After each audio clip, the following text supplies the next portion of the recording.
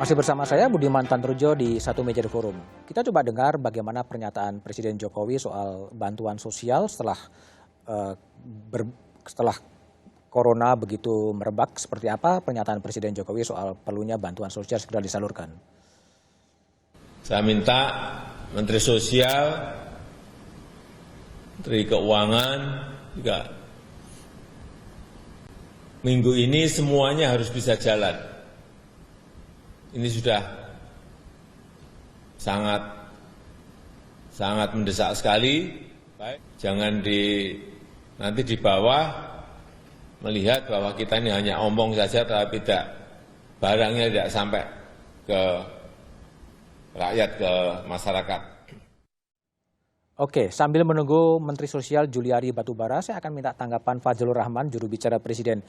Bicara Presiden cukup keras ya, minta segera disalurkan, jangan hanya omong aja. Kendalanya apa sebetulnya? Nanti Menteri Sosial yang akan lebih banyak bicara tentang teknis tersebut, lebih banyak sebenarnya pada sinkronisasi data. Tapi sebenarnya data yang sudah ada sebelumnya, misalnya tentang sembako, kemudian juga program Keluarga Harapan, itu sebenarnya sudah ada. Termasuk juga misalnya soal listrik yang 450 watt untuk 24 juta keluarga, 7 juta untuk keluarga yang 900 watt tapi bersubsidi, 50% itu nanti 31 juta. Itu sudah ada datanya. Artinya memang sampai sekarang belum jalan ya bantuan sosial itu atau gimana? Kalau listrik udah jalan. Listrik sudah jalan. Berarti itu untuk keperluan 27 tambah 4, 31 juta keluarga. Lalu mana dari Kemudian pernyataan yang Presiden? PKH sudah ada. Tapi yang ada tambahan, kan ada di top up nih. Ada tambahan misalnya program Keluarga Harapan ditambah lagi. Ya. Kemudian bantuan sembako ditambah lagi jumlah orangnya, termasuk dananya juga. Kemudian ada yang bantuan untuk Bodetabek misalnya. Itu juga. Misalnya untuk DKI Jakarta saja, yang selama ini yang ditanggung pemerintah pusat itu kan pemerintah daerah. Jabodetabek ya? Untuk DKI aja misalnya. DKI itu artinya kan di luar Banten dan di luar Bekasi. Itu 1,2 juta itu menurut Pak Anies Baswedan kan sudah ada by name by address. Itu sudah lebih mudah. Nah tetapi ada tambahan lagi yaitu yang baru 2,6 juta jiwa. Nah itu name dan address-nya baru diselesaikan dalam waktu dekat. Baik, sebentar. Saya akan sudah terhubung dengan Menteri Sosial Juliari Batubara. Selamat malam, Pak Ari Batubara. Selamat malam, apa kabar? Kabar baik. Pak Ari gimana? Masih baik? Masih di kantor ya? Masih di kantor biasa. Oke, baik. Ini ada Fadzlur Rahman, ya, Fadzlur Rahman dan ada Gubernur Banten Wahidin dan juga Wali Kota Bekasi Rahmat Effendi. Bung Ari Batubara, tadi Presiden mengatakan cukup keras ya, meminta agar bantuan sosial itu segera turun ke lapangan karena memang situasinya memang harus demikian. Sejauh mana sebetulnya program penyaluran bantuan dari Kementerian Sosial sampai ke bawah? Apakah ada kendala-kendala di sana? Ya, sebenarnya kendala tidak ada karena ini menyangkut satu program yang masif. Tentunya kita ingin memastikan persiapannya matang, ya, data-datanya matang dan eksekusinya juga nanti tepat sasaran. Saya kira kami memahami Bapak Presiden memang sangat concern sekali terhadap masyarakat dan beliau memang ingin sekali agar bantuan-bantuan ke masyarakat itu bisa segera terrealisasi. Kapan akan bisa turun, Pak Ari? Kapan akan bisa turun? Bulan ini rencananya untuk bansos sembako Jabodetabek itu hari Jumat sudah mulai turun. Hari Jumat Bapak turun? Presiden sendiri nanti yang akan melakukan launchingnya. Kemudian untuk yang bansos tunai yang di luar Jabodetabek itu rencananya hari Senin sudah mulai. Senin minggu depan? Ya, kalau Senin ini kan udah lewat. Udah lewat. Senin, berarti memang masukan dari Presiden memang ingin lebih cepat sebetulnya ya? Ya, sama Pak. Kami juga ingin lebih cepat. Tapi ya biasa namanya ada administrasi di pemerintahan kan tentunya kita harus ikuti juga Pak. Administrasi persisnya seperti apa Pak Ari Batubara? Ya tentunya dari segi penganggaran, dari segi administrasi keuangan, seluruh kementerian dan lembaga ini memang kan tidak ada yang siap ya menganggarkan sejumlah anggaran untuk menghadapi bencana yang eskalasinya luar biasa seperti COVID-19 ini. Oleh karena itu beberapa minggu terakhir kami berkoordinasi dan sudah clear dengan Kementerian Keuangan.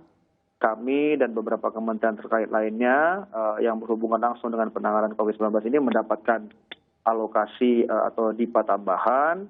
Tentunya dengan DIPA tambahan ini kami tinggal mengeksekusi program-program yang memang sudah direncanakan. Bagaimana Kementerian Sosial memastikan bahwa bantuan sosial nanti disalurkan pada Jumat dan Senin itu tepat pada sasaran? Ya tentunya kami juga melibatkan Pemda setempat karena mereka yang lebih menguasai wilayah dan tentunya dari data-data yang sudah dikumpulkan saya kira ya kalau 100% tepat sasaran saya kira mungkin tidak terlalu mudah ya, tapi kami yakin dengan koordinasi yang baik dengan Pemda-Pemda dan juga pengawasan, pengamanan dari aparat polisian dan mungkin dari TNI, saya kira bantuan-bantuan sosial yang sudah direncanakan ini insya Allah bisa tepat sasaran. Sudah bersama saya juga sebetulnya Wali Kota Bekasi Pak Rahmat Effendi dan Gubernur Banten Wahidin Halim. Pak Wahidin, Banten akan melakukan PSBB dan juga Bekasi sudah melakukan PSBB. Apakah bantuan-bantuan sosial itu juga akan menyentuh kepada Bekasi dan Banten, Pak Ari Batubara? Untuk yang sembako yang jumlahnya untuk 1,2 juta di DKI Jakarta dan 600.000 KK ya, bukan jiwa ya, KK di Bodetabek. Untuk Kota Bekasi masuk di dalamnya dan untuk Banten itu ada Kota Tangsel dan Kota Tangerang. Karena dua wilayah itu yang berbatasan langsung dengan DKI Jakarta. Dan datanya dari Bekasi maupun dari Tangerang dan Tangerang Selatan sudah masuk semua ke Kementerian Sosial, tinggal didistribusikan begitu? Teknis di lapangannya saya tidak terlalu paham, tapi yang pasti datanya sudah masuk dan kalaupun belum 100% akan terus masuk. Jadi kami tidak akan menunggu 100% sempurna, Pak. Ya, jadi apa yang bisa kita eksekusi, ya kita eksekusi dulu. Jadi tidak harus data dari 1,2 juta KK di Jakarta, 600.000 KK di Bodetabek ini kita terima semua baru kita eksekusi, tidak. Sistemnya tidak seperti itu. Begitu sudah ada data, dan karena kami melibatkan juga pihak lain ya, untuk penyalurannya tentunya bisa kita eksekusi yang sudah lengkap. Oke, baik. Saya ke Pak Rahmat Effendi, Wali Kota Bekasi. Ekspektasinya berapa besar bantuan sosial yang diharapkan turun dari pemerintah pusat, Pak Wali Kota Bekasi Rahmat Effendi? Ya tentunya sangat besar ya Pak Menteri Sosial. Kita ini kan di database-nya Kementerian Sosial itu ada yang namanya data terpadu ya kesejahteraan sosial itu DTKS. Itu peak ada 106.000 KK Kota Bekasi. 106.000 KK. Itu kurang kecuali meninggal. Oke. Nah, Pak Menteri bisa pakai data itu. Dari 600.000 yang di Jabodetabek itu mau dikasih berapa Kota Bekasi? Sehingga kita ada kepastian. Oke. Ya, itu yang pertama. Yang kedua, Pak Gubernur Jawa Barat tadi baru terbuka dia memberikan 27.000 bantuan dari provinsi yang nilainya sekitar 500.000. Oke. Nah, kami ini di daerah kemarin pada saat kami tetapkan ini PSBB, kami kan harus memberikan lebih cepat. Makanya kami merogoh kantong APBD menyiapkan 130.000 karena prediksinya adalah itu sekitar 30% dari jumlah 725.000 KK di Kota Bekasi atau 11% dari jumlah penduduk yang ada di Kota Bekasi. Nah, kalau kami melakukan PSBB, orang kami kurangi sedemikian rupa, daya beli ekonomi turun, kemampuan menurun, kita nggak subsidi dengan jaring safety sosial itu, ya repot nanti. Kami ini di daerah seperti saya sampaikan, kami sedang menyelamatkan nyawa dan kami juga sedang menyelamatkan jangan sampai ada orang lapar di Kota Bekasi. Oleh karena itu kepada Pak Menteri Sosial, segera kami tidak butuh bantuan itu langsung ke kota, langsung direct by name, by address by name, ya kita bantu secepatnya. Di mana datanya dikirimkan ke kami, yang mana yang dapat, yang mana yang tidak. Insya Allah kita amanah akan melakukan itu supaya warga masyarakat kita cepat menerima dan tidak terjadi reaksi dalam kondisi COVID-19. Oke, baik. Itu adalah apa aspirasi atau pandangan dari Wali Kota Bekasi. Kita pindah ke Gubernur Banten, Pak Wahidin Halim. Pak Wahidin, gimana ekspektasi dari bantuan sosial dari pemerintah pusat untuk Tangerang, Tangerang Selatan atau Kabupaten Tangerang? Memang bisa kita pahami apa yang disampaikan oleh Menteri Sosial. Ini kan nggak gampang ini. Karena bersifat masif dalam jumlah yang banyak, perlu validasi, perlu kejelasan, perlu verifikasi. Kalau salah bagi juga kita kena secara hukum. Oke, terus?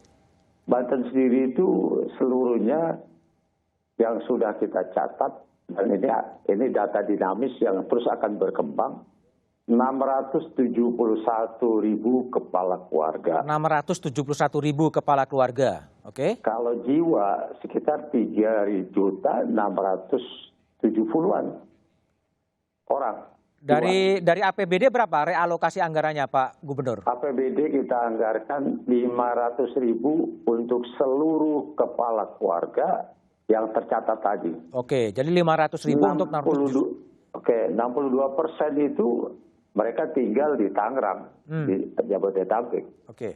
Cuma memang sama dengan Bekasi, kita juga butuh kepastian agar segera kita urunan dari pemerintah pusat berapa dalam bentuk sembako atau apa, dari pemerintah provinsi sudah jelas dalam bentuk uang, kita tidak pakai sembako. Dari pemerintah kota dan kabupaten juga sudah menyiapkan tunai. Tinggal lagi yang perlu kita waspadai, semakin berkembangnya warga yang terdampak. Ini juga perkiraan akan terus naik ini. Apalagi mereka sudah tahu. Makanya kemarin sudah ada yang datang ke lurahan, Terbu dan sebagainya. Jadi data terus berkembang, oleh karena itu memang perlu ada kecepatan dalam menanganinya karena dampak dari orang yang kadang-kadang ekonominya sangat tergantung dan sekarang tidak bisa bekerja lagi, memang sudah mengeluh, sudah menuntut. Jangan sampai nanti bergeser kepada persoalan lain, sosial ya. Oke, jadi Pak Ari Batubara, ada keinginan agar ada percepatan ya, ada percepatan dan ada kepastian berapa bantuan dari pusat yang akan disalurkan ke Banten, akan disalurkan ke Bekasi. Tapi jawaban dari Pak Ari setelah jeda berikut ini.